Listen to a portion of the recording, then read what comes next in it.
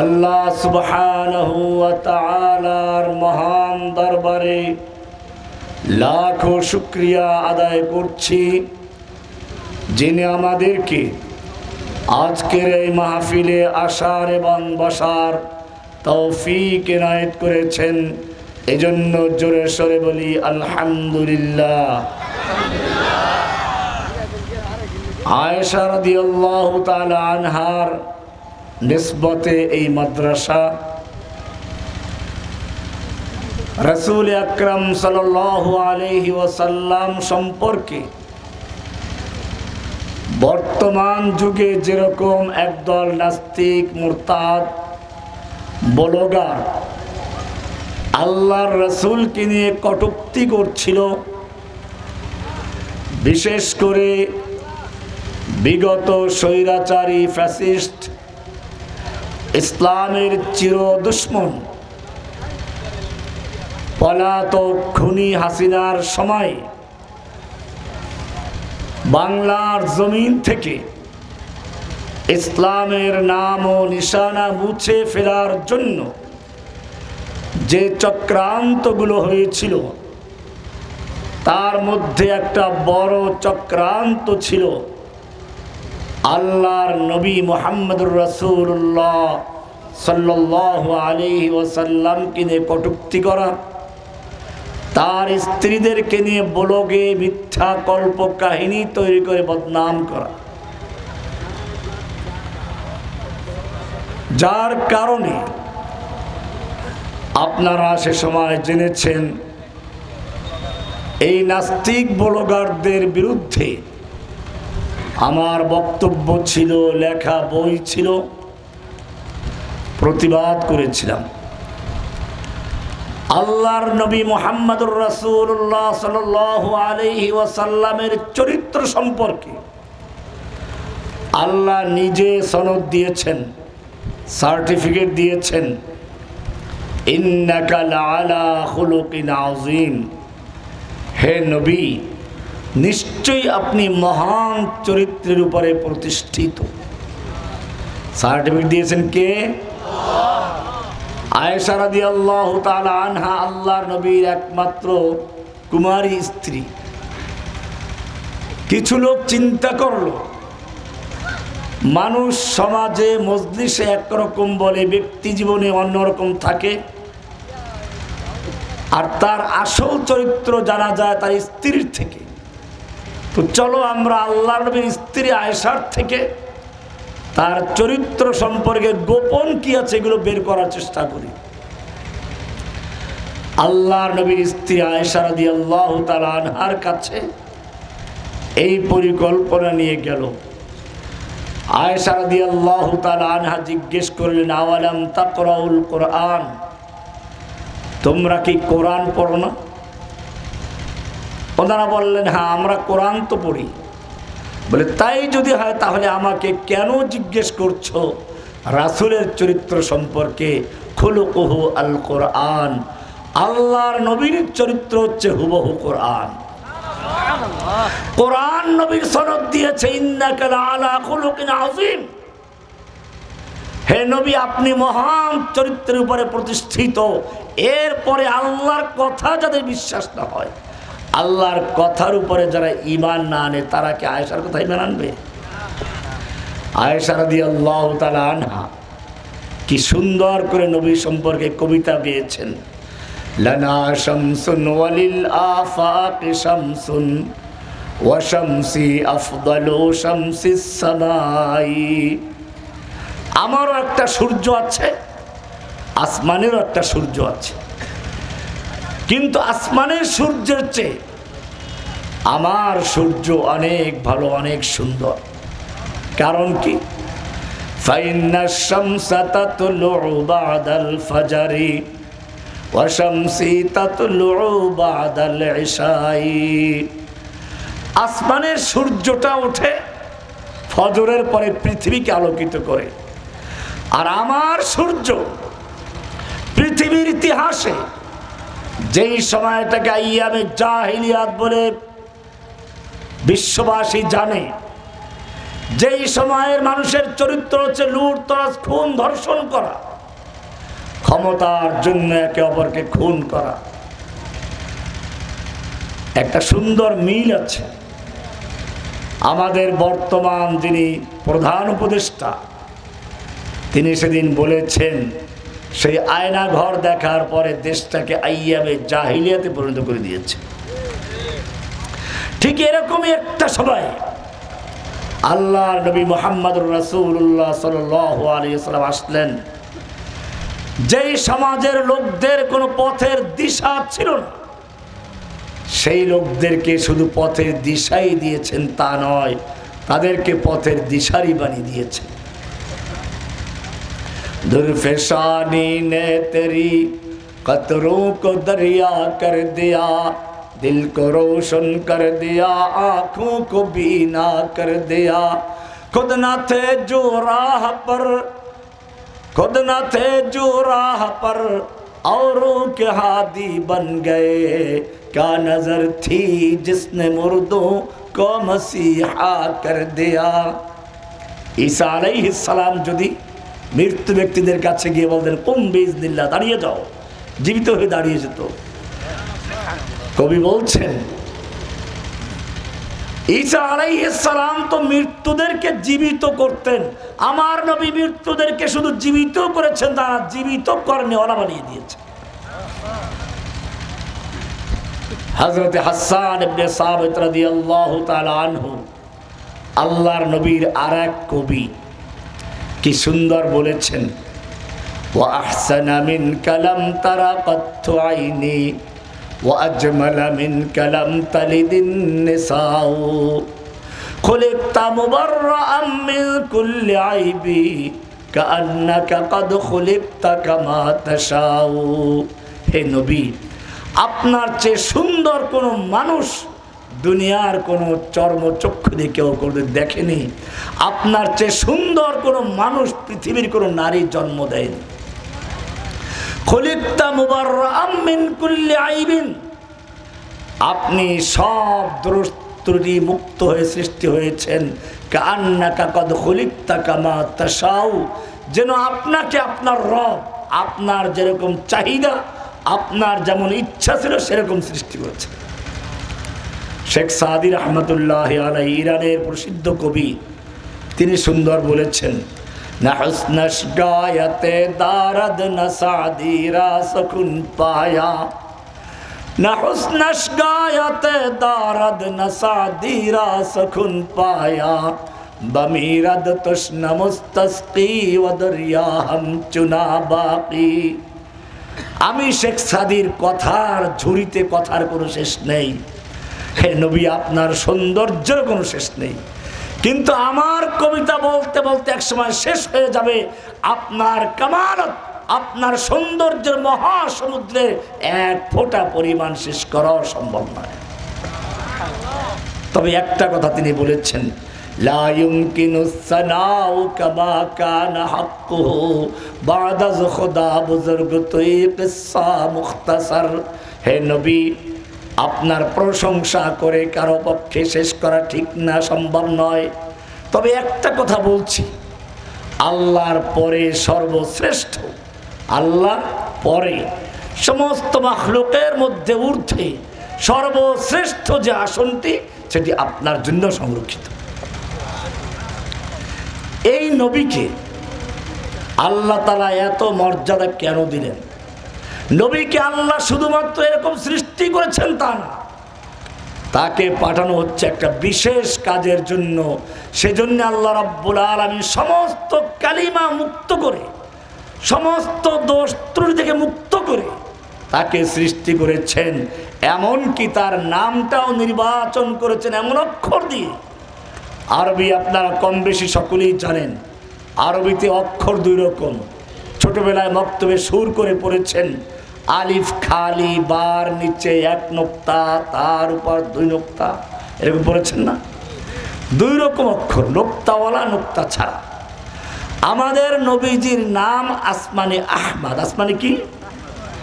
ঈসা আলাইহিস সালাম সেজন্য বলেছিলেন, ومبشرا برسول يأتي من بعد اسمه أحمد আমার পরে একজন নবী আসবেন যার সুসংবাদ দিচ্ছি, তিনি হচ্ছেন আহমদ। তার নাম কি? আহমদ। আহমদ লিখতে কয়টা অক্ষর? আলিফ, হা, মিম, দাল। এই চারটা অক্ষরে কোনো একটা অক্ষরের নাম নোক্তা আছে? নোক্তা আছে, কালোর ফোঁটা নাই। আবার আমাদের নবীর নাম দুনিয়াতে মুহাম্মদ। বলুন তো কি নাম? মুহাম্মদ। কি সুন্দর, বলতে গেলে ঠোঁটটা মিলে যায়। আল্লাহ তাআলা যেন বলতে চান, আমার নবীর নামটা বললে যদি ঠোঁটের সঙ্গে ঠোঁট মিলে যায়, নবীর আদর্শ যদি কায়েম করতে পারো, অন্তরের সঙ্গে অন্তর মিলে যাবে। মুহাম্মদ। এখানেও মিম, হা, মিম, দাল, কোন নোক্তাওয়ালা অক্ষর আছে? আল্লাহ তাআলা দেখালেন আমার নবীর নামের মধ্যে যেরকম কোন কালো ফোঁটা নেই, নোক্তা নেই, নবীর চরিত্রের মধ্যে কোনো নোক্তা নেই, কোনো ফোঁটা নেই। সুতরাং নবীর চরিত্র নিয়ে যারা কথা বলবে, নবীর চরিত্র নিয়ে যারা কটূক্তি করবে, আল্লাহ রাব্বুল আলামিন তাদের শাস্তি কোনো ব্যক্তির জন্য রেখে দেননি। কোরআন পরিষ্কার বলেছে, সূরা একটা কোরআন নিয়ে আসেন, সূরা আহজাব 33 নম্বর সূরার 60 নম্বর আয়াতে আল্লাহ রাব্বুল আলামিন স্পষ্ট করে দিয়েছেন, আমার নবীর শানে যদি কেউ বেয়াদবি করে, নবীকে নিয়ে কেউ কটূক্তি করে, সেটা সাধারণ বিষয় নয়, কারণ নবীর উপরে কোরআন নাজিল হয়েছে। নবীর উপরে সমালোচনা করা, শরীয়তের উপরে সমালোচনা করা। সেজন্য আল্লাহ রাব্বুল আলামিন কোরআনে পরিষ্কার বলে দিয়েছেন, লা ইল্লাম ইয়ানতাহিল মুনাফিকুনা ওয়াল্লাযীনা ফী কুলুবিহিম মারাদ ওয়াল মুরজিফুনা ফিল মাদিনা। যারা মুনাফিক এবং যারা ইসলাম বিদ্বেষী রোগ লালন করে, ইসলামের সাথে বিদ্বেষ আছে, যারা ইসলামের নাম শুনলে গায়ে আগুন চলে, আল্লাহু আকবার ধ্বনি দিয়ে আমরা আযান শুরু করি, আল্লাহু আকবার ধ্বনি দিয়ে নামাজ শুরু করি, সে আল্লাহু আকবার স্লোগান যাদের গায়ে আগুন চালিয়ে দেয়, আল্লাহু আকবার স্লোগান দিলেই তাকে জঙ্গি বলে আখ্যায়িত করে, সেজন্য আল্লাহু আকবার স্লোগান বাতিল করে দিয়ে তার জায়গায় নতুন কালিমা, নতুন স্লোগান জয় বাংলাকে সাংবিধানিকভাবে ওয়াজিব করে দেওয়া হয়েছে। আদালতের মাধ্যমে রায় করে বাধ্যতামূলক করা হয়েছে। কোরআন বলছে,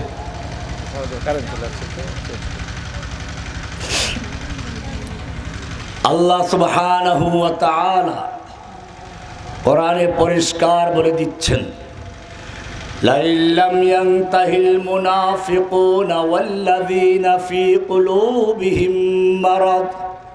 সূরা আহজাব 60 নম্বর বের করো, 33 নম্বর সূরা 60 নম্বর বের করো।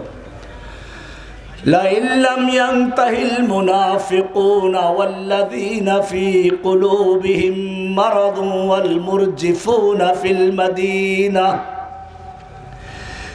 যারা মুনাফিক এবং যাদের অন্তরে ইসলাম বিদ্বেষী রোগ রয়েছে, ইসলামের নাম শুনলে গায়ে আগুন জ্বলে, আল্লাহর নবীর বিরুদ্ধে কটূক্তি করে, আলেম ওলামাদেরকে জঙ্গি বলে, রাজাকার বলে, ধর্ষক বলে, লা ইল্লাম ইয়ানতাহিল মুনাফিকুনা ওয়াল্লাযীনা ফী কুলুবিহিম মারাদ ওয়াল মুরজিফুনা ফিল মাদিনা। এবং মদিনায় যারা গুজব রটনা করে, গুজব ছড়ায় নবীকে নিয়ে, নবীর চরিত্র নিয়ে, নবীর স্ত্রীদেরকে নিয়ে, আল্লাহ বলছেন লা ইল্লাম ইয়ানতাহি, যদি তারা তাদের এই হিরো কাজ থেকে বিরত না থাকে,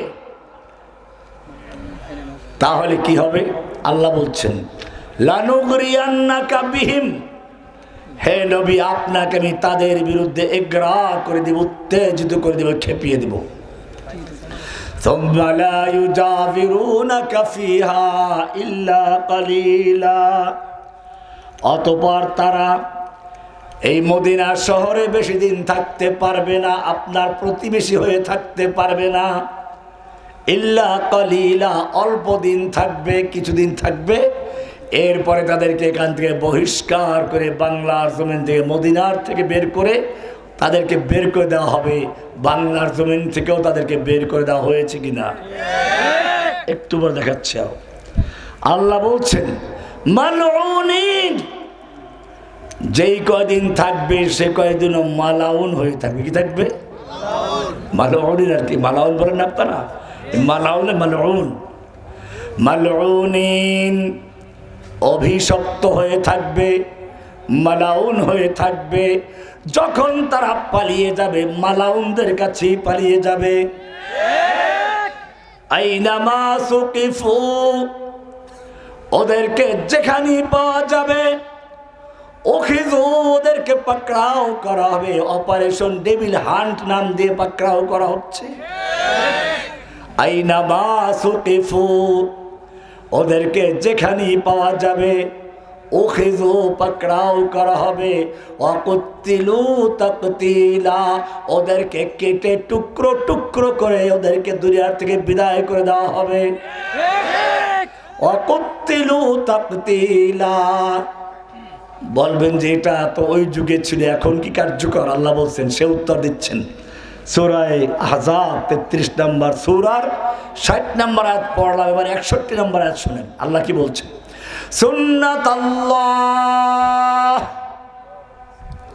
সুন্নাতাল্লাহিল্লাযীনা খালাউ মিন ক্বাবলু, এটা হচ্ছে আল্লাহর রীতি, আল্লাহর নীতি, আল্লাহর আইন। ফিল্লাযীনা খালাউ মিন ক্বাবলু, যুগে যুগে আগেও যারা এই চরিত্রের লোকেরা, এই ধরনের লোকেরা যারা নবীদের পিছনে লেগেছে, নবীদের চরিত্র নিয়ে যারা কটূক্তি করেছে, নবীদের শানে যারা গুস্তাখি করেছে, বেয়াদবি করেছে, এই ধরনের লোকদের ব্যাপারে আগেও আল্লাহর শাস্তি এটাই ছিল। ওয়ালান তাজিদা লিসুন্নাতিল্লাহি তাবদীলা, তুমি আল্লাহর সুন্নার ভিতরে, আল্লাহর রীতির ভিতরে কিয়ামত পর্যন্ত কোনো পরিবর্তন পাবে না। কে বলেছেন? এটা এদের শাস্তি। কেন? আল্লাহর নবী, নবীদের মিশনটা ভিন্ন। একজনে প্রশ্ন করেছেন, আল্লাহ তাআলা আমাদের প্রিয় নবী সাল্লাল্লাহু আলাইহি সাল্লামকে দুনিয়াতে কেন পাঠালেন? লক্ষ্য উদ্দেশ্যটা কি? আমার কিচ্ছু বলা দরকার নেই, কোরআনে স্পষ্ট আছে। যদি আপনাকে প্রশ্ন করা হয়, বলো, এক বাক্যে উত্তর দিবা, কোনো এক্সপ্রেস নাই। আল্লাহ তাআলা শিও রাসূলকে কোরআন দিয়ে হেদায়েত দিয়ে কেন পাঠালেন? উত্তর কি হবে? এক বাক্যে আল্লাহ তাআলা দিয়েছেন, লিইয়ুযহিরাহু আলাদ-দীনি কুল্লিহি, দুনিয়ার সব দিনে বাতিলকে উৎখাত করে, সমস্ত বাতিল মতবাদকে ধ্বংস করে আল্লাহর দ্বীনে হককে বিজয়ী করার জন্য আল্লাহ রাব্বুল আলামিন তার রাসূলকে পাঠিয়েছেন। সূরা তাওবা 33 নম্বর আয়াত, সূরা আল ফাতহ 28 নম্বর আয়াত, সূরা সফ 9 নম্বর আয়াত, তিন জায়গায় আল্লাহ একই কথা বলেছেন, হুয়াল্লাযী আরসালা রাসূলাহু বিল হুদা। এটা সব মনে বিল হুদা, হুদাটা কি আমি একটু পরে আসতেছি ইনশাআল্লাহ। হুয়াল্লাযী আরসালা রাসূলাহু বিল হুদা ওয়া দীনিল হক, তিনি আল্লাহ যিনি তার রাসূলকে হুদা দিয়ে পাঠিয়েছেন। হুদা, আল হুদা, হেদায়েত দিয়ে, হুদান দিয়ে পাঠিয়েছেন। অদীনিল হককে, এবং দ্বীনে হক, সত্য দিন দিয়ে পাঠিয়েছেন। কেন পাঠালেন? লিইয়ুযহিরাহু আলাদ-দীনি কুল্লিহি, অন্য সব দিনে বাতিলের উপরে, অন্য সব বাতিল মতবাদের উপরে, অন্য সব তন্ত্র মন্ত্রের উপরে, সব দিনকে উৎখাত করে বাতিল করে আল্লাহর দ্বীনে হকটাকে বিজয়ী করার জন্য আল্লাহ তাআলা তার রাসূলকে দুনিয়ায় পাঠিয়েছেন। আর কোন উত্তর লাগবে? উত্তরটা কে দিয়েছেন? আল্লাহ স্পষ্ট করেছেন। এখন হুদানটা কি আসলে? এইবারে আমরা আসল জায়গায় আসবো। হুদানটা কি? আদম আলাইহিস সালাম যখন দুনিয়ায় নামলেন, সঙ্গে স্ত্রী আছে, স্ত্রী থাকা মানেই তো সন্তান। আদম আলাইহিস সালাম জানতে পারলেন যে ওনাকে যে ইবলিস ধোঁকা দিয়েছিল, প্রতারণা করেছিল, সেই ইবলিস দুনিয়াতে নেমে আসতেছে। সে তো আমার সন্তানদেরকেও ধোঁকা দিবে। আরো দুশ্চিন্তার কারণ হলো, আমার সন্তানদের বয়স হবে 60, 70, 80, 90, 100 বছর, ইবলিসের বয়স হবে কিয়ামত পর্যন্ত। আমার সন্তানরা যখন ইবলিসিয়ার শয়তানের শয়তানি সম্পর্কে কিছুটা অভিজ্ঞতা অর্জন করবে, তখন তার মৃত্যুর সময় ঘনিয়ে আসবে, বুড়ো হয়ে যাবে। অপরদিকে ইবলিস কিয়ামত পর্যন্ত হায়াত নিয়েছে। শুধু কিয়ামত পর্যন্ত হায়াত পেয়েছে তা তো না, সে আল্লাহর সামনেও আরো ওয়াদা করেছে,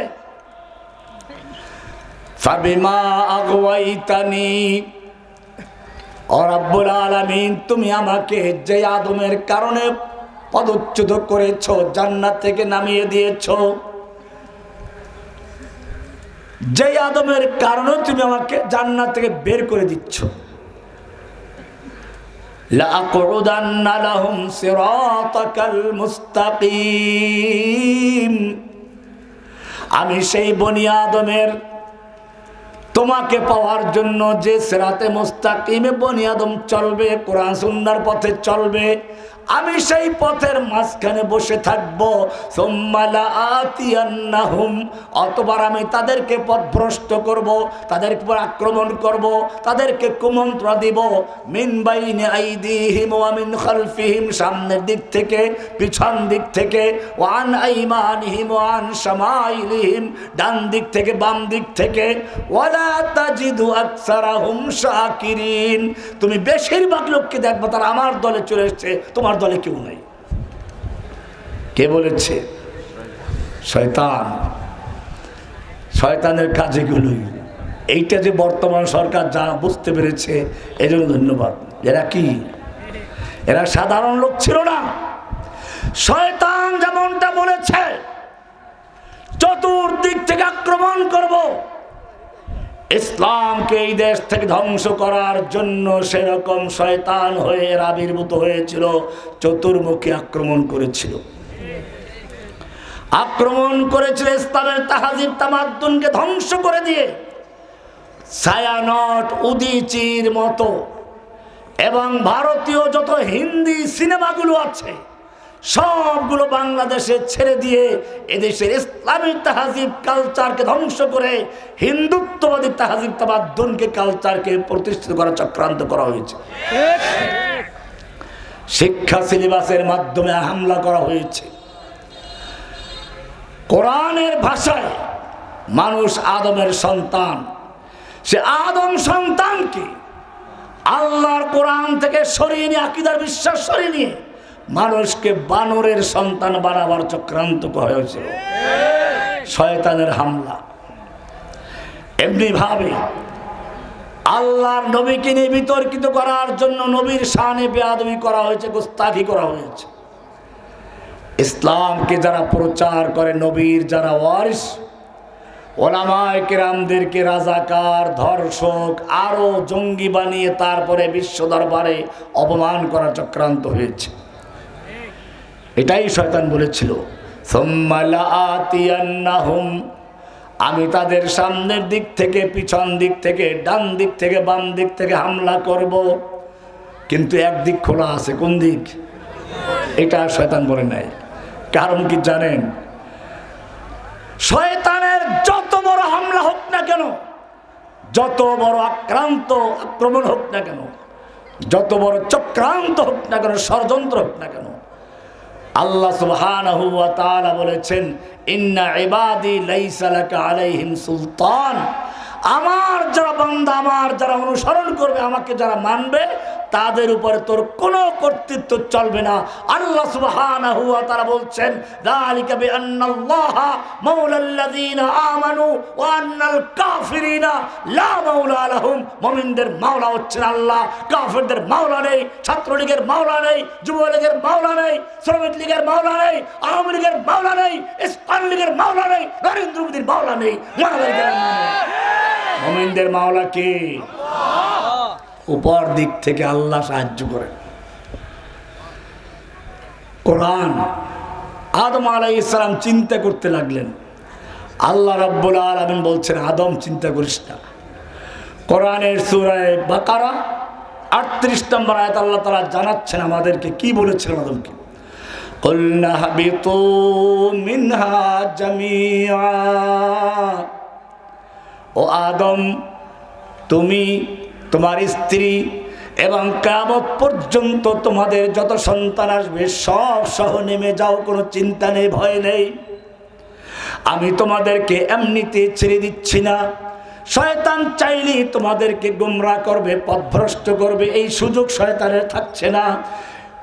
কেন থাকবে না? ফা ইম্মা ইয়াতিয়ান্নাকুম মিন্নি হুদান। আমি তোমাদেরকে এমনি ছেড়ে দিব না, আমি তোমাদের কাছে হুদান পাঠাবো। হুদান, ওই যে হুয়াল্লাযী আরসালা রাসূলাহু বিল হুদা পাওয়া গেছে এখন। আমি তোমাদের কাছে হুদান পাঠাবো। হুদান, হুদান মানে কি? হুদান মানে হচ্ছে রোড ম্যাপ। হুদান মানে কি? এখন গুগল ম্যাপ দেখে গাড়ি চালায় না হুজুররা, বিশেষ করে রাত্রে ওয়াজ মাহফিল করতে যায় যখন, রাস্তাঘাটে কোনো মানুষ থাকে না, আমরা তো মাহফিল করে ঢাকা ফিরি, তখন গুগল ম্যাপ দিয়ে তারপর চলতে হয়। পথ চলার নির্দেশিকা, পথ নির্দেশিকা, জীবন চলার পথ নির্দেশিকা, সংবিধান, নীতিমালা দিয়ে আমি তোমাদেরকে সাহায্য করব। ফামান তাবিআ হুদায়া, যারা আমার নীতিমালা মেনে চলবে, আমার দেখানো পথে যারা চলবে, আমার সংবিধান মেনে যারা চলবে, ফালা খাউফুন আলাইহিম ওয়ালা হুম ইয়াহজানুন, তাদের কোনো ভয় নেই, তাদের কোনো চিন্তা নেই। তাদের সাহায্যকারী কে? আল্লাহ। এখন বুঝছেন আদমকে আল্লাহ তাআলা কি বলেছেন? হুদান পাঠাবেন। কি পাঠাবেন? এবারে সেই হুদানটা পাঠাচ্ছেন কিনা? আল্লাহ রাব্বুল আলামিন বলছেন, যালিকাল কিতাবু লা রাইবা ফীহি হুদাল লিল মুত্তাকিন। তোমাদের পিতা আদমকে আমি যে হুদান দেওয়ার কথা বলেছিলাম, এটাই হচ্ছে সেই হুদান। যালিকাল কিতাবু লা রাইবা ফীহি হুদাল লিল মুত্তাকিন। এই কিতাব যার উপর নাজিল হয়েছে, সেই নবীর চরিত্র নিয়ে কথা বললে আমি তাকে ধ্বংস করে দেই। এই কিতাব যেই মাসে নাজিল হয়ে যায়, সেই মাসটা সম্মানিত হয়ে যায় তোমার সামনে রমজান মাস। শাহরু রমাদান আল্লাযী উনজিলা ফীহিল কুরআন। রমজান মাস হলো সেই মাস যেই মাসে এই মেহমান আগমন করেছে। কত ইতিহাসে রমজান মাস এলো আর গেল, কেউ কোনোদিন খোঁজ রাখার চেষ্টাও করে নাই। পৃথিবীর ইতিহাসে রমজান আসলো, রমজান গেল, কেউ কোনোদিন খোঁজ রাখে নাই, জানার চেষ্টাও করে নাই। কিন্তু যেদিন কোরআন নাজিল হয়ে গেছে, তখন থেকে শাহরু রমাদান আল্লাযী উনজিলা ফীহিল কুরআন, রমজান মাসের মর্যাদা বেড়ে গেল। কেন বেড়ে গেল? আল্লাহ বলছেন, হুদাল লিন্নাস। ওই যে হেদায়েত পাঠাবার জন্য অঙ্গীকার করেছিলাম, সেই হেদায়েত হুদাল লিন্নাস ওয়া বাইয়িনাতিম মিনাল হুদা ওয়াল ফুরকান। কি সুন্দর আয়াত, হুদান। এখন প্রশ্ন হচ্ছে, এই হুদান মানে কি বললাম? হুদান মানে কি? খেয়াল রাখবেন, হুদান মানে রোড ম্যাপ। হুদান মানে কি? রোড ম্যাপ, যেটা দেখে রাস্তায় চলতে হবে। জীবনের রোড ম্যাপ দিয়েছেন কে? এটাকে যদি কেউ অনুসরণ না করে পরিবর্তন করে, তাকে মুমিন বলা যাবে? শয়তানরা যুগে যুগে এই ভুলটাই করেছে। শয়তান কি করেছে? এইখানেই ভুল করেছে। নামাজ পড়লে শয়তানের সমস্যা নাই, শয়তান নিজেও নামাজ পড়েছে। সুতরাং বোঝা গেল আপনি যেই পাপগুলোকে পাপ মনে করেন সেগুলো ঠিক আছে, পাপ আছে, কিন্তু এটাও একটা শয়তানের কৌশল। আপনি জিনাকারকে ঘৃণা করেন, সুদখোরকে ঘৃণা করেন, মদখোরকে ঘৃণা করেন, ঠিক আছে, আমার কোনো আপত্তি নেই। কিন্তু সুদ খাওয়া, ঘুষ খাওয়া, মদ খাওয়া, জুয়া চুরি করা, এইসবগুলো যদি কেউ হারাম মনে করে, বিশ্বাস করে এগুলো পাপের কাজ, তারপরে করে, তাহলে সে কি কাফের হবে? এগুলো কি শিরকি গুনাহ না গুনাহে কাবীরা? গুনাহে কাবীরা। আপনি মুনাফিকের আলামত জানেন? আয়াতুল মুনাফিক সালাসুন, মুনাফিকের 3টা লক্ষণ। ইজা হাদ্দাসা কাযাবা, কথায় কথায় মিথ্যা বলে, ওয়া ইজা ওয়াদা আখলাফা, ওয়াদা করলে খেলাফ করে, ওয়া ইজা তুমিনা খানা, আর আমানত করলে খেয়ানত করে। 3 হাদিস, 3টা আছে, 1 হাদিস, আর 1 হাদিস আরেকটা আছে। আরবাউন মান কুন্না ফীহি, 4টা খাসলাত যার ভিতরে থাকবে, কানা মুনাফিকান খালিসান, একেবারে পিওর নির্ভেজাল মুনাফিক। 3টার সাথে আরেকটা যুক্ত আছে, ওয়া ইজা খাসামা ফাজারা, ঝগড়া লাগলি আর কথা নাই, গালিগালা শুরু হয়ে যায়। ঠিক আছে, মুনাফিকের লক্ষণ এইগুলো, কিন্তু এই লক্ষণ পাওয়া গেলেই মুনাফিক বলা যায় না। ওই যে এক লোক বলছিল, আব্বু তোমার শালা দেখতে কালা কেমন, মানে মামাটা দেখতে কেমন? বাপে কেছে তোর বাপের শালা দেখতে কালা। এখন ওই পিচ্ছি পোলায় যারা দেখে কালা তারই ধরে, এই বেটা তুই আমার বাপের শালা, তুই যে কালা হবে, এটা শালা হইতে কি লাগবে? কালা হইতে হবে। কালা হইলে কি হবে না? কাজে এই আলামত হচ্ছে এই ধরনের। কিন্তু এইবারে আমি আপনাদেরকে বলবো, ভিআইপি মুনাফিক, জিনাকারের চেয়ে বড় গুনাহগার, মদখোরের চেয়ে বড় মদখোর। যে ব্যক্তি মদ খায় সে বড় গুনাহগার, না মদের হালাল করে লাইসেন্স আছে সে বড় গুনাহগার? কেন বড় গুনাহগার? সে আল্লাহর হারামকে হালাল করে দিয়েছে। সুদ খায় যে সে বড় গুনাহগার, না সুদের লাইসেন্স দিয়ে সুদকে হালাল করে দেয় যে সে বড় গুনাহগার? শয়তান এখানেই ভুল করেছে, ভালো করে বুঝবেন। শয়তান কি বলল? আল্লাহ বলেন, ইয়া ইবলিস মা মানাকা আল্লা তাসজুদা ইয আমারতুক। ওই বেটা ইবলিস,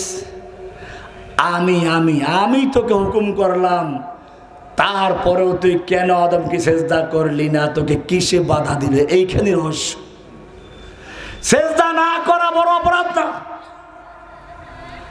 সেজদা না করা গুনাহে কাবীরা। নামাজ, 1 ওয়াক্ত নামাজ পড়ে না, সে কি করলো? গুনাহে কাবীরা করলো। কিন্তু নামাজকে যদি অস্বীকার করে, তুচ্ছ তাচ্ছিল্য করে, নামাজ পড়ে ঢেকিতে, রোজা রাখে, বাদুরে, বলেন একদম, সঙ্গে সঙ্গে সে ঈমান থেকে বের হয়ে কাফের হয়ে যায়। কিসের মুসলমান এগুলো? কারণ সে শয়তানের মতো আল্লাহর একটা বিধান, শয়তানও তুচ্ছ করে নাই, শয়তানও আল্লাহর নির্দেশকে তুচ্ছ করে নাই। শয়তান বলছে এটা মানতে পারলাম না, যুক্তির সাথে মিলে না। ক্বালা আনা খায়রুম মিনহু, শয়তান বলল, রব্বুল আলামিন আমি তোমার এই হুকুমটা কেন পালন করি না, একটু আমাকে বলতে দাও, যুক্তি বেশ করছি। আমি তো আদমের চেয়ে ভালো। খলাকতানি মিন নারিন ওয়া খলাকতাহু মিন তিন, তুমি আমাকে সৃষ্টি করেছো আগুন দিয়ে, আদমকে সৃষ্টি করেছো মাটি দিয়ে। আগুন যদি নিচেও জ্বালানো হয় উপরে উঠে, মাটি যদি উপরেও ছুঁড়ে মারা হয় নিচের দিকে গড়িয়ে পড়ে।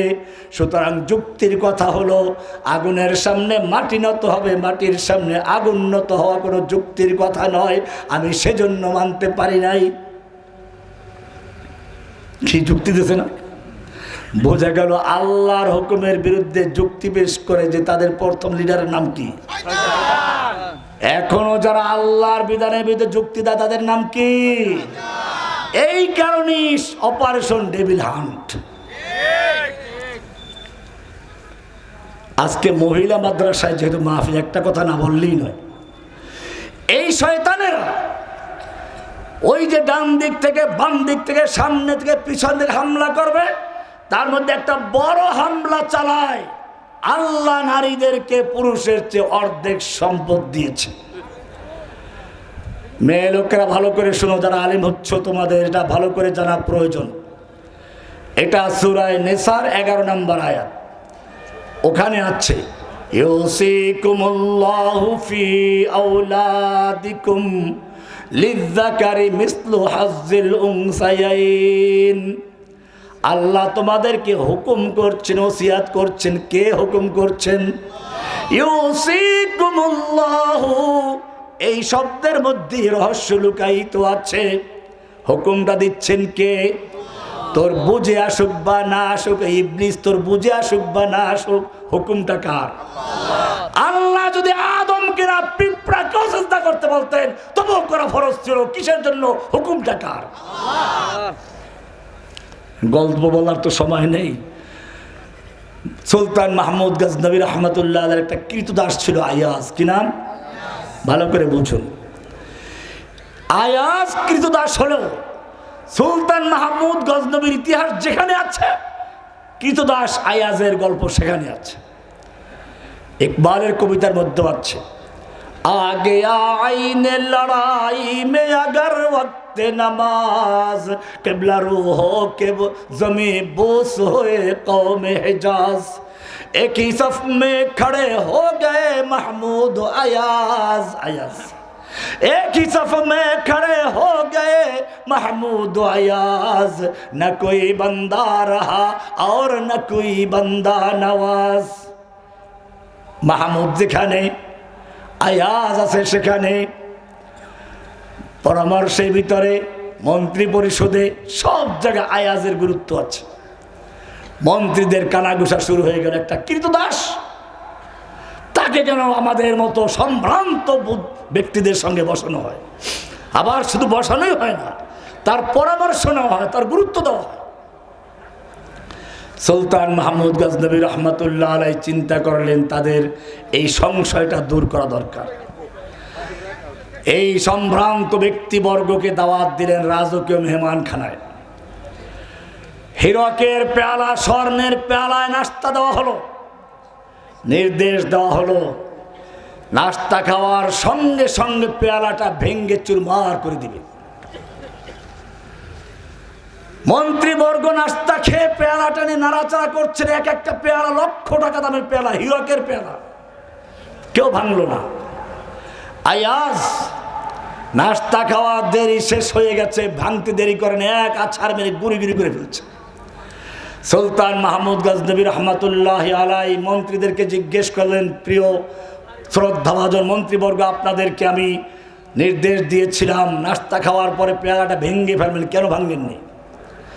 সবাই বলল, বাদশাহ জাহাপন আমাদের ক্ষমা করবেন, এত বড় মূল্যবান পেয়ালা, এক একটা পেয়ালার মূল্য 1 লক্ষ টাকা। আগের রাজা বাদশাহ এগুলো তো বড় বড় দামি পেয়ালা ব্যবহার করতেন, এটা ভাঙবো। এবারে সুলতান মাহমুদ গজনবী রহমতুল্লাহ আলাইহি তার সেই কৃতদাসকে জিজ্ঞেস করেন, এই বেটা আয়াজ, তুই কি জানিস এই পেয়ালার মূল্য কত? ভেঙে দিলি। এই দেখ মন্ত্রীরা কেউ ভাঙ্গে নাই। আয়াজ বলল, বাদশাহ আমাকে ক্ষমা করবেন, আমি গোলাম হলেও রাজ দরবারের গোলাম। এই পেয়ালার মূল্য সম্পর্কে আমারও ধারণা আছে, কিন্তু আমি জানি আপনি হুকুম করেছেন পেয়ালাটা ভেঙে ফেলার জন্য। আমি যদি এই পেয়ালাটা না ভাঙি, আপনার হুকুমটা ভেঙে যায়, হুকুমটা অমান্য করা হয়। আর পেয়ালাটা ভাঙলে আপনার হুকুম রক্ষা পায়, 1 লক্ষ টাকা দামের পেয়ালা চুরমার হয়ে যায়। আমার কাছে এরকম লক্ষ পেয়ালা ভেঙে চুরমার করা সহজ, কিন্তু আপনার একটা হুকুমকে অমান্য করা সম্ভব নয়। এইখানে লুকায়িত আছে। আল্লাহ যে আদম ইবলিসকে বললেন, ইয়া ইবলিস মা মানাআকা আল্লা তাসজুদা ইয আমারতুক। ও ইবলিস, আমি যখন তোকে হুকুম করলাম, আমি হুকুমটা করেছি, আমি কাকে হুকুম করলাম দেখার বিষয় না, আদমকে করলাম না পিঁপড়াকে করলাম দেখার বিষয় না, হুকুমটা কার? ঠিক তেমনি ভাবে আল্লাহ রাব্বুল আলামিন সূরা নিসার 11 নম্বর আয়াতে বলছেন, ইউসিকুমুল্লাহু ফি আওলাদিকুম লিযযাকারি মিসলু হাজ্জিল উনসায়াইন।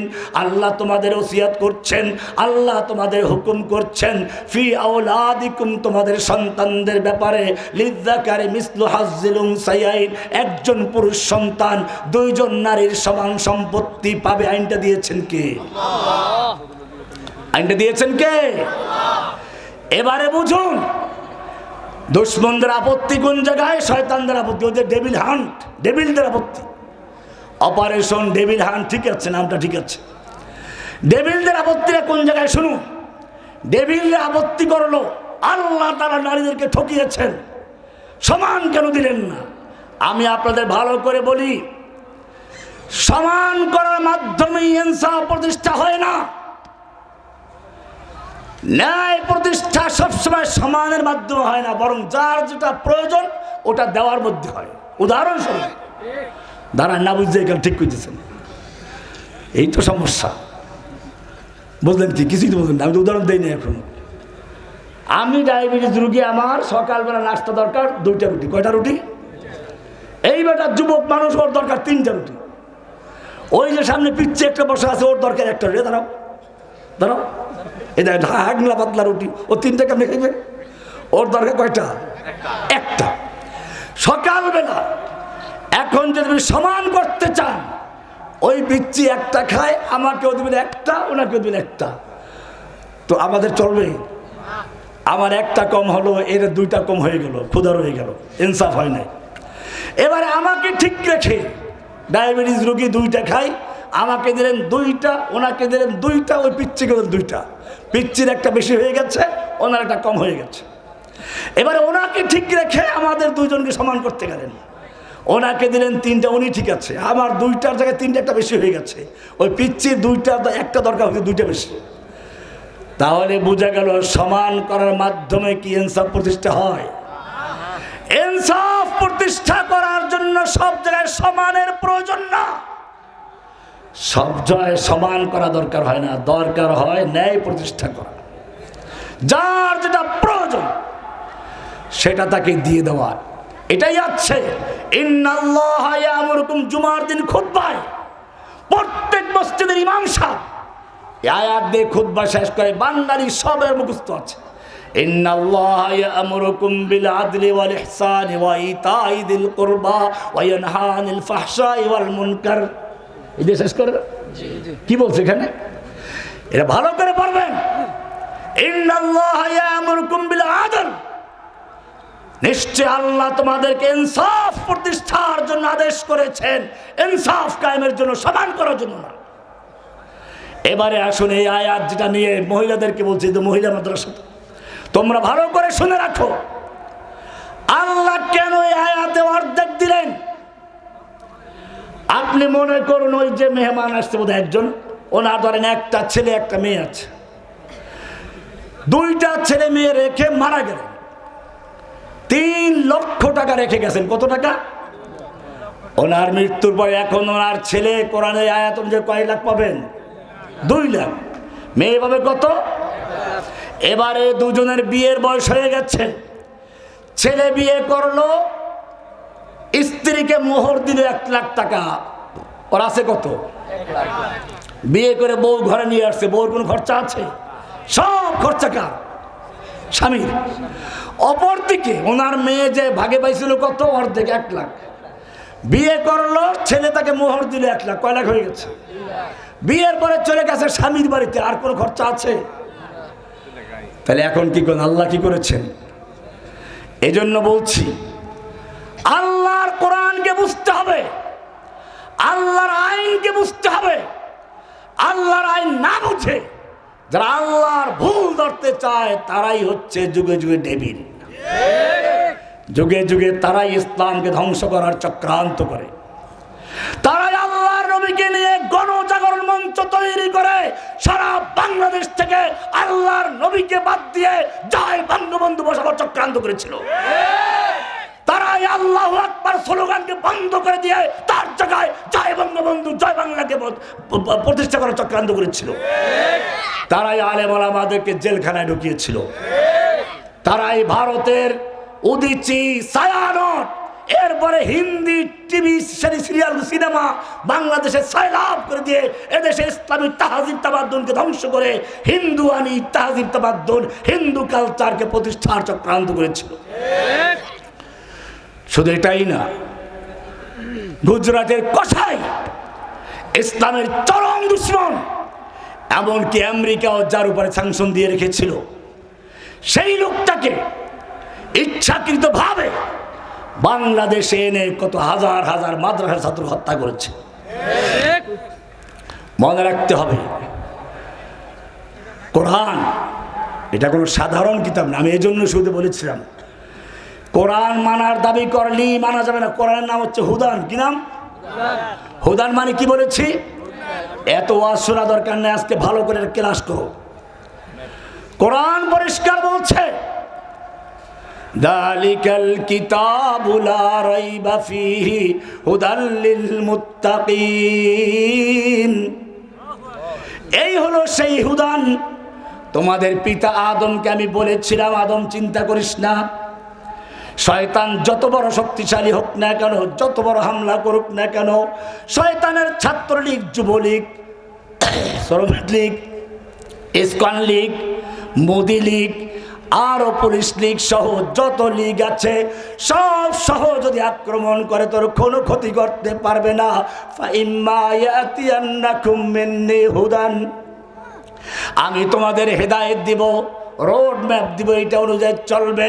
ফামান তাবিআ হুদায়া ফালা খাউফুন আলাইহিম ওয়ালা হুম ইয়াহজানুন। যারা আমার রোড ম্যাপ মেনে চলবে তাদের কোনো ভয় নেই, তাদের কোনো চিন্তা নেই। কে বলেছেন? আমরা কি এটা মানি? এইবারে 2-3 আয়াত বলে শেষ করে দিচ্ছি। কোরআনের সূরা নিসা, কোন সূরা? 4 নম্বর সূরার 60 নম্বর আয়াত। কোরআন কি সুন্দর বলছে, আলাম তারা ইলাল্লাযীনা ইয়াজউমুনা আন্নাহুম আমানু বিমা উনজিলা ইলাইকা ওয়া মা উনজিলা মিন ক্বাবলিক। হে নবী, আপনি কি ওই সমস্ত লোকদেরকে দেখেননি? ইয়াজউমুনা, যারা দাবি করছে, আন্নাহুম আমানু বিমা উনজিলা ইলাইকা ওয়া মা উনজিলা মিন ক্বাবলিক, তারা ঈমান এনেছে আপনার প্রতি নাজিলকৃত কিতাবের উপরে, ঈমান এনেছে আসমানি সব কিতাবের উপরে, পাকা মুমিন দাবি করে। কোরআন না পড়ে, ফজরে পড়ে কোনো কাজ শুরু করে না, তাহাজ্জুদ না পড়ে নাকি ঘুমই হয় না। একজন তাকে জান্নাতি সার্টিফিকেট দিয়ে দিল। কি জন্য নাম? আরে মনে নাই কাফিলউদ্দিন বেদাতি? এই কাফিলউদ্দিন বেদাতিরা এই জান্নাতের সার্টিফিকেট দেওয়ার মালিক একমাত্র কে? যদি কোনো ব্যক্তি এমনি বলতে পারেন আমার জানা মতে লোকটা জান্নাতি হতে পারে, এটা বলতে পারেন, কিন্তু আপনি বলে দিলেন সে জান্নাতি, তার মানে আপনার এলেমে, আল্লাহর এলেমের মধ্যে আপনি হস্তক্ষেপ করেছেন। কারণ সত্যিকার জান্নাতি না জাহান্নামী তা জানার একমাত্র মালিক কে? তো যেই লোকটা একটা ফাসিক, শয়তানের লিডার, আজাজিলের সাক্ষাৎ স্ত্রী, নরেন্দ্র মোদীর যৌন দাসী, এইটাকে জান্নাতি বলে সার্টিফিকেট দিয়ে দিল। কোরআন বলছে এই লোকগুলো দাবি করে কোরআন পড়ার, দাবি করে কোরআন মানে হাদিস মানে আল্লাহ রাসূলের সুন্নাহ মানে, কিন্তু যখন বলা হয় ইউরিদুনা আইয়াতাহাকামু ইলা তাগুতি ওয়া ক্বাদ উমিরু আইয়াকফুরু বিহি, এই লোকগুলো আল্লাহর আইন বাতিল করে দিয়ে নিজেদের আইন দিয়ে বিচার ফয়সালা করে, প্রয়োজনে আল্লাহর আইনকে বাতিল করে তার জায়গায় বিকল্প আইন তৈরি করছে। ওয়াকাদ উমিরু আইয়াকফুরু বিহি, অথচ তাদেরকে বলা হয়েছে এগুলোকে অস্বীকার করার জন্য, বর্জন করার জন্য, প্রত্যাখ্যান করার জন্য। ওয়ায়ুরিদু শাইতানু আইয়ুদিল্লাহুম দালালাম বাঈদা, ডেভিলরা শয়তানরা এদেরকে আল্লাহর পথ থেকে গোমরাহ করে, শয়তানরা এদেরকে পথভ্রষ্ট করে ভিন্ন পথে চালাতে চায়। কে বলছেন? সূরা নিসার 60 নম্বর আয়াত। এরবারে 61 নম্বর আয়াত বলেন, এইখানে সুন্দর করে বলা আছে وَإِذَا قِيلَ لَهُمْ تَعَالَوْا إِلَى مَا أَنزَلَ اللَّهُ وَإِلَى الرَّسُولِ এই লোকগুলোকে যখন বলা হয় আসো, তুমি যদি সত্যিকার মুমিন হয়ে থাকো, কোরআনের প্রতি ঈমান রেখে থাকো, নবীর প্রতি ভালোবাসা রেখে থাকো, তাআলাও আসো ইলা মা আনজালাল্লাহু ওয়া ইলার রাসূল, আল্লাহর বিধান দিয়ে দেশ চালাই, আল্লাহর বিধান দিয়ে আল্লাহর সেই রোড ম্যাপ দিয়ে সংসদ চালাই, আদালত চালাই, ব্যক্তি জীবন, পারিবারিক জীবন, সামাজিক জীবন, রাষ্ট্রীয় জীবন, সব জায়গায় আল্লাহর বিধান কায়েম করি, রাসূলের সুন্নাহ প্রতিষ্ঠা করি। এইবারে আল্লাহ বলছেন রাইতাল মুনাফিকিনা ইয়াসুদ্দুনা আনকা সুদুদা। এই জন্য আমি শুরুতে বলেছিলাম ওই হাদিসের মুনাফিকের লক্ষণ ওটা সাধারণ লক্ষণ, এটা ভিআইপি লক্ষণ। এটা কি কে বলেছেন? নাকি আমি বলছি? রাইতাল মুনাফিক, কোরআনটা বলেন, রাই 4 নম্বর সূরা 61 টাকা বার করেন, বলে এমনি বলছেন না। রাইতাল মুনাফিকিনা, আপনি মুনাফিকগুলোকে দেখবেন, ইয়াসুদ্দুনা আনকা সুদুদা, এরা আল্লাহর এই পথ থেকে, কোরআন থেকে আস্তে ঘাড় ফিরে চলে গেছে। এরপরে দেখেন, দেখে নিন একেবারে সূরায়ে নিসার 61 নম্বর পরিষ্কার আছে। এবারে 65 নম্বর আল্লাহ বলছেন ফালা ওয়া রাব্বিকা লা ইউমিনুনা হাত্তা ইউহাক্কিমুকা ফীমা শাজারা বাইনাহুম। হে নবী, খবরদার খবরদার, ওরা যতই দাবি করুক কোরআন মানি, যতই দাবি করুক হাদিস মানি, যতই দাবি করুক রাবেয়া বসরি, যতই দাবি করুক জান্নাতি, যতই দাবি করুক তাহাজ্জুদ পড়ে, যতই দাবি করুক সে কোরআন পড়া ছাড়া ঘর থেকে বের হয় না। আল্লাহ বলছেন ফালা ওয়া রাব্বিকা লা ইউমিনুন, না আপনার রবের কসম তারা মুমিন নয়। কে বলছেন?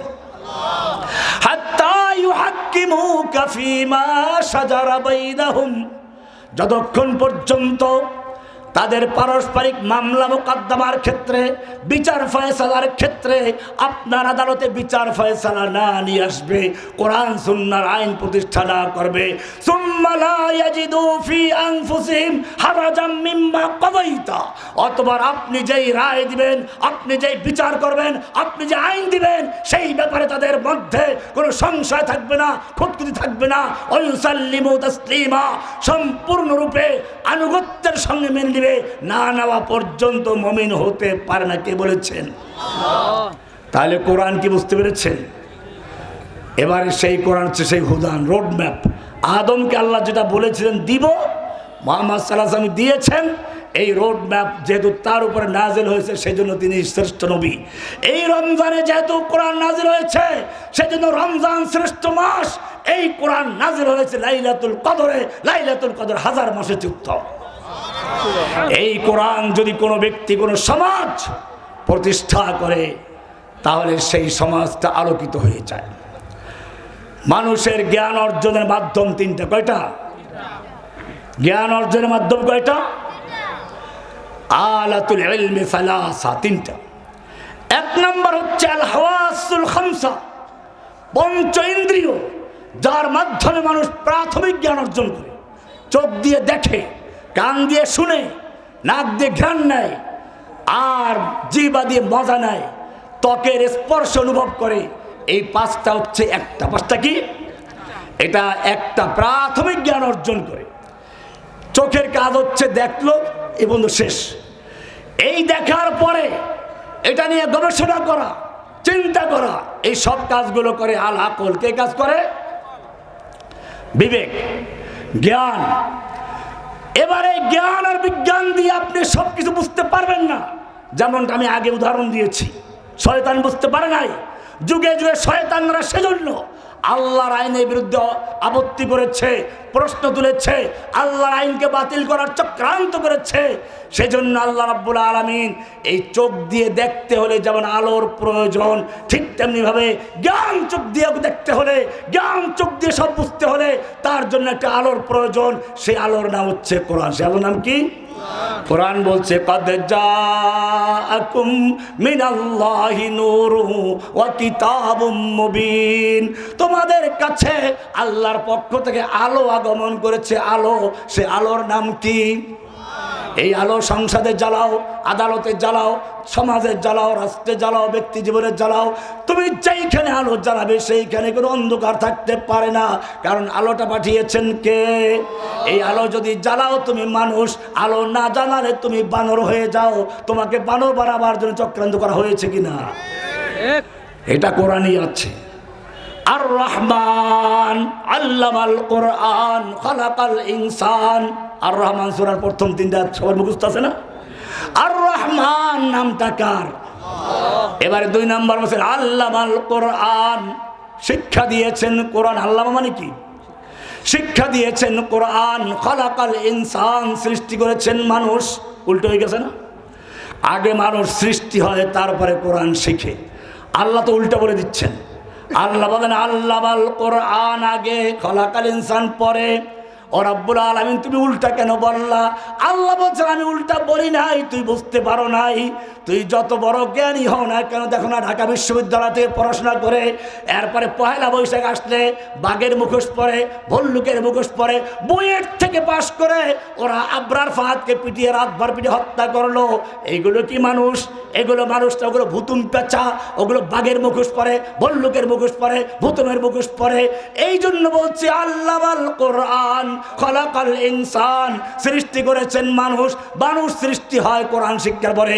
কোরআন শিক্ষা না করার মানুষ হতে। এই জন্য কোরআন শিখাবেন সন্তানদেরকে, কোরআন শিখাবেন সমাজকে। আমি আজকে এই মহিলা মাদ্রাসায় যারা ছাত্ররা আজকে পাশ করলো, পুরস্কার পেল, সকলকে ধন্যবাদ জানিয়ে আমার বক্তব্য এখানে সমাপ্তি টানছি।